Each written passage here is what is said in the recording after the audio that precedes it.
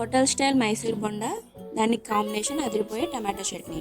ముందుగా ఒక కప్పున్నర పెరుగు వేసుకొని అందులో వంట సోడా, కొంచెం జీలకర్ర వేసి బాగా కలుపుకోవాలి. ఇందులోనే టీ స్పూన్ సాల్ట్, ఒక కప్పు మైదా పిండి వేసి బాగా బీట్ చేసుకొని ముద్దలా చేసుకోవాలి. ఇప్పుడు ఇందులోనే తరిగి పెట్టుకున్న కొత్తిమీర, కొంచెం పచ్చిమిర్చి, అల్లం ముక్కలు వేసి బాగా కలుపుకోవాలండి పిండిని. ఇప్పుడు చట్నీ కోసం ప్యాన్లో జీలకర్ర, పచ్చిమిర్చి, టమాటాలో వేయించి అందులో వెల్లుల్లి, చిన్న చింతపండు వేసి మిక్సీ పట్టుకొని పైన కమ్మటి పోపు వేసుకొని సర్వ్ చేసుకుంటే మన టేస్టీ టమాటో చట్నీ రెడీ అండి. ఇది బొండాలోకి చాలా టేస్టీగా ఉంటుంది. ఇక నానిన పిండిని వేడివేడి నూనెలో ఇలా గుండ్రంగా బొండాలు వేసి లోపల వరకు ఉడికేలా గోల్డెన్ కలర్ వచ్చే వరకు ఫ్రై చేసుకోండి.